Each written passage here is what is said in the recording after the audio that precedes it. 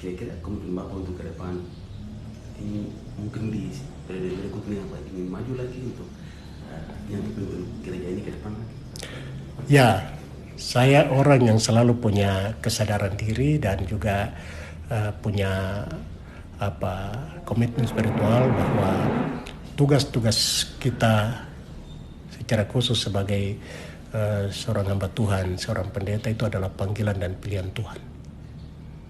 Nah, ketika Tuhan memilih dan memanggil saya, tadi saya katakan awal sebenarnya saya punya keinginan untuk ke APDN. Nah, tetapi Tuhan belokkan pilihan itu lewat ayah saya untuk saya harus masuk menjadi seorang pendeta.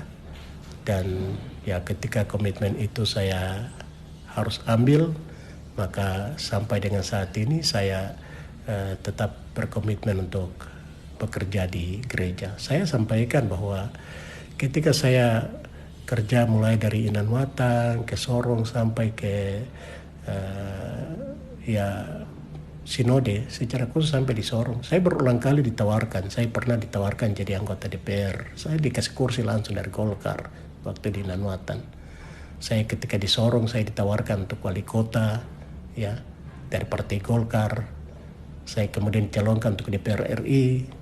Saya 2 kali ditawarkan jadi wakil gubernur ya.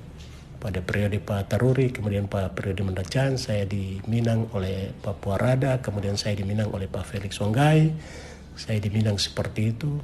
Nah, saya juga dicalonkan di kampung saya untuk menjadi bupati di Tambrau, tetapi semuanya saya tolak. Saya tolak dan saya sudah punya komitmen hanya satu, kerja di gereja sebagai seorang hamba Tuhan. Nah, karena itu tadi saya katakan, ketika nanti dipercayakan lagi untuk memimpin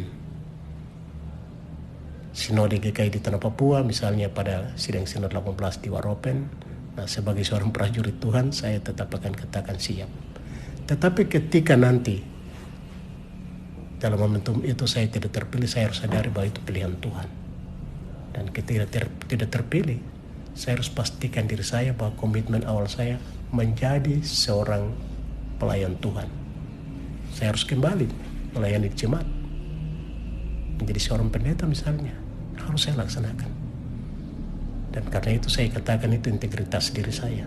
Saya tidak pernah akan membengkokkan integritas saya. Ya, saya ditawarkan ke sini, saya tidak mau jadi orang-orang yang, nah kemudian ketika di gereja tidak lari ke sana, ketika di sana tidak lari kembali ke gereja. Nah, bagi saya itu soal integritas. Ya, dan kalau model seperti itu berarti apa yang saya cari? Jabatan? Kedudukan, uang, apakah itu?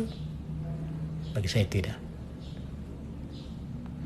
Menjadi seorang hamba Tuhan itu komitmen, dan itu sangat terukur dengan integritas kita. Terima kasih.